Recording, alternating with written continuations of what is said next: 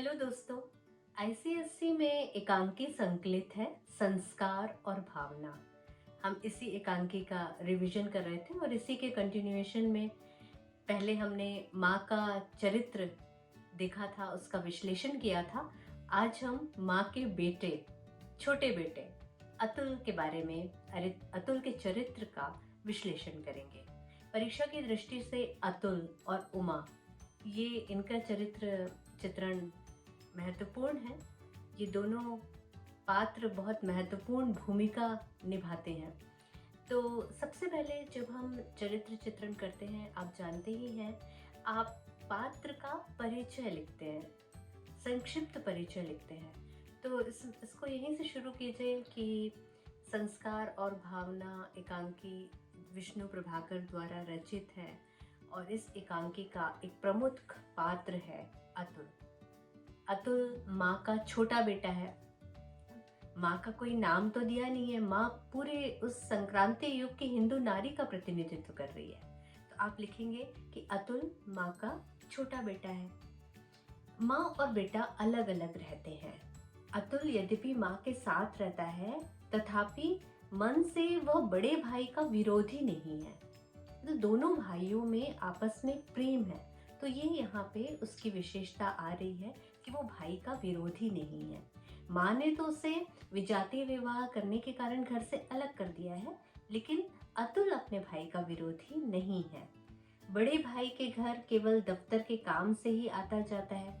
बीमारी के समय भी वह बड़े भाई की सेवा के लिए इसलिए नहीं जाता क्योंकि वह जानता है कि बड़ा भाई स्वाभिमानी है, वह उसकी मदद नहीं लेगा। तो वह बड़े भाई के स्वाभिमान को चोट नहीं पहुंचाना चाहता। और वो माँ को भी सदैव याद दिलाता रहता है कि उसके ऊपर रूढ़िगत संस्कार हावी हैं और माँ को इस संस्कारों से मुक्त होना चाहिए। भाभी के संबंध में उसके विचार ये हैं कि वो भाभी का सम्मान करता है, भाभी जो अपने पति के लिए करती है उसका वो गुणगान भी करता है। लेकिन अतुल की विशेषता है, वो किसी पर भी अपना मत नहीं थोपता है, अपना दबाव नहीं डालता, चाहे वो माँ हो, चाहे वो उसका भाई हो, चाहे भाभी हो। तो इस प्रकार से हम ये निष्कर्ष में कह सकते हैं कि अतुल एक बेहद समझदार, संवेदनशील, आधुनिक विचारधारा, आधुनिक बोध वाला, एक प्रगतिशील सोच वाला युवक है। अब हम बात करेंगे उमा के चरित्र की। उमा संस्कार और भावना की प्रमुख पात्र है। उमा छोटी बहू है, अतुल की पत्नी है। वो बेहद समझदार है, संवेदनशील है, उसे किताबों से प्रेम है। जब एकांकी शुरू होती है, प्रारंभ होती है, तो वो किताब ही पढ़ती रहती है। उमा एक ऐसे पात्र है जिसके पास माँ आकर के अपना दुख साझा करती है। उमा अपनी भाभी को समझने के लिए उसके घर भी जाती है, उससे भी बातचीत करती है।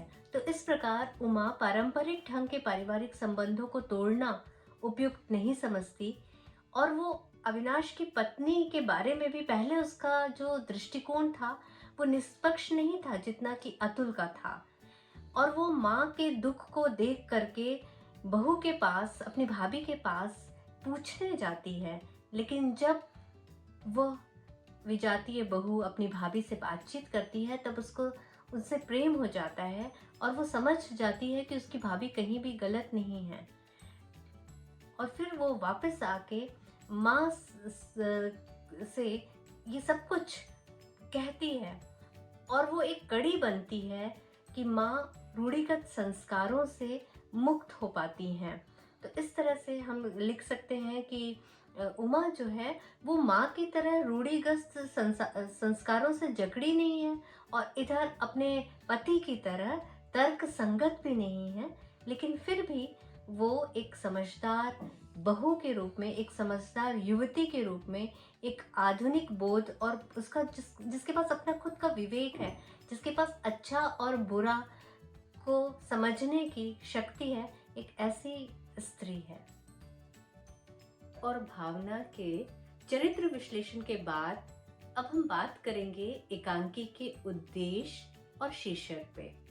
जैसे कि आप जानते हैं, साहित्य में से जो प्रश्न बनते हैं वो 2+2 3+3 के, तो 3 नंबर का ये प्रश्न बनेगा और आपको उत्तर लिखना पड़ेगा। तो पहले आप इसे समझ लीजिए कि इस एकांकी का उद्देश्य क्या है। तो इस का पाठन और वाचन और विश्लेषण के बाद आप समझ गए होंगे कि यहाँ पे लेखक का उद्देश्य पुरानी रूढ़िवादी विचारधारा और नए जीवन मूल्यों की टकराहट को प्रस्तुत करना है।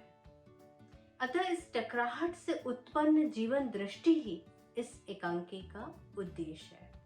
यहाँ लेखक विष्णु प्रभाकर ने सामाजिक अंतर्विरोधों और विसंगतियों को व्यक्ति की मनस्थितियों के साथ गहराई से जोड़कर उजागर किया है। कुल, जाति, धर्म, ये सब संस्कार व्यक्ति की सोच को इतना संकीर्ण बना देते हैं कि वह बुद्धि, विवेक, विचार सब कुछ त्याग कर अन्य जाति और धर्म के व्यक्तियों को अपने से काफी छोटा मानने लगता है और अपनी श्रेष्ठता को हर कीमत पर कायम रखना चाहता है।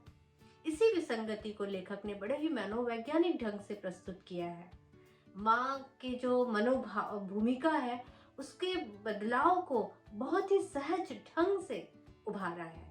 तो एकांकी के अंत और आरंभ में एक ही कथन है जो बहुत महत्वपूर्ण है, उसे मैं पढ़ रही हूँ कि जिन बातों का हम प्राण देकर भी विरोध करने को तैयार रहते हैं, एक समय आता है तब चाहे किसी कारण से हो, हम उन्हीं को चुपचाप स्वीकार कर लेते हैं। तो यहाँ एकांकी के प्रतिपाद्य के रूप में लेखक ने सार रूप में ये प्रस्तुत कर दिया है। एकांकी इन्हीं शब्दों से शुरू होती है और इन्हीं के साथ, इसी शब्द के साथ समाप्त होती है। तो पूरे एकांकी के संदर्भ में इस वाक्य पर विचार कीजिए, तब आप पाएंगे कि कुल, जाति, धर्म संबंधी पुरानी मानसिकता का त्याग और मनुष्य मात्र को सम्मानित करना ही मानवतावादी दृष्टि है और इसी मानवतावादी दृष्टि को इस एकांकी में रचनाकार प्रतिष्ठित करता है। एक अन्य बिंदु जिस पर भी आप रेखांकित कर सकते हैं वो ये कि माता पिता, अब तक ऐसा समझा जाता था जो माता पिता कह रहे हैं आप उसको चुपचाप मानिए, आप उसकी आज्ञा का पालन करिए।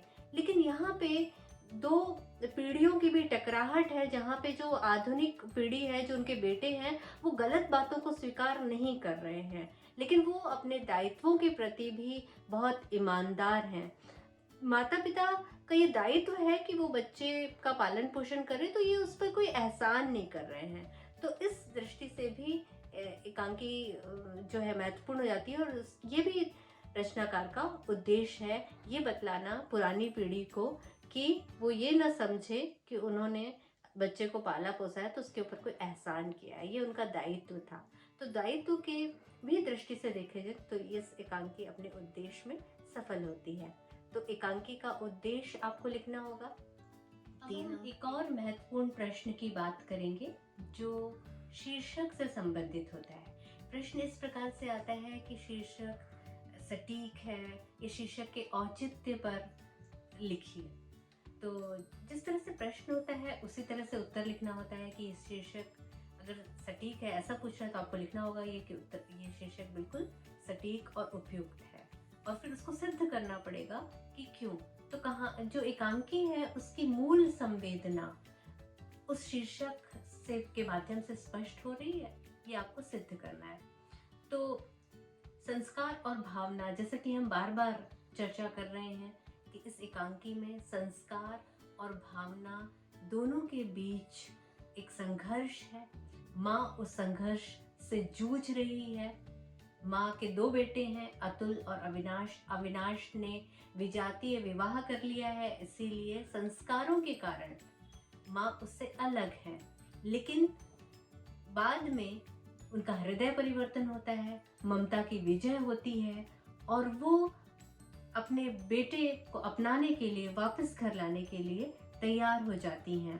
तो इस तरह से वो भावना से पहले, संस्कारों से पहले मजबूर थी, लेकिन भावना के कारण जो है वो अपनी रूढ़िग्रस्त मानसिकता को त्याग देती हैं और बेटे को अपना लेती हैं। तो ये संघर्ष संस्कार और भावना का इसमें व्यक्त हुआ है, चित्रित हुआ है, आ गया है।